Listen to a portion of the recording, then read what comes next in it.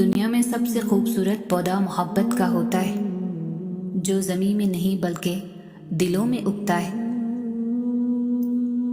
زندگی تھکا دینے والی چیز ہے، اور جب تم تھک جاؤ تو اپنے رب کو یاد کر لو، کیونکہ سکون تو صرف اللہ کے ذکر میں ہے۔ زیادہ سوچنا انسان کو ختم کر دیتا ہے، بس دعا کرو اور سب رب پر چھوڑ دو۔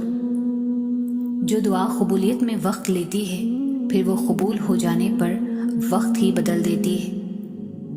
زندگی میں کبھی مایوس نہ ہو، کیونکہ ٹھوکریں بھی انہیں ہی لگتی ہے جنہیں اللہ تھامنا چاہتا ہے۔ تمہارے درد سے تمہارا رب واقف ہے، وہ چاہتا ہے تم صبر کرو تاکہ اور مضبوط ہو جاؤ۔ جب تم پر کوئی مشکل آ جائے تو کسی کا احسان نہ لو، کیونکہ مصیبت 4 دن کی ہوتی ہے اور احسان زندگی بھر کا ہوتا ہے۔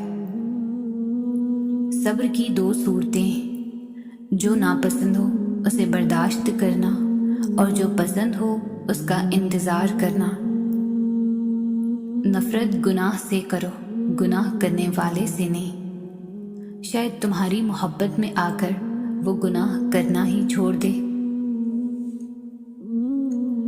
بہترین رشتہ وہ ہے جو آپ کے عیب جان کر بھی آپ سے تعلق ختم نہ کرے، اور بے شک یہ رشتہ آپ کا اللہ کے علاوہ کسی سے نہیں۔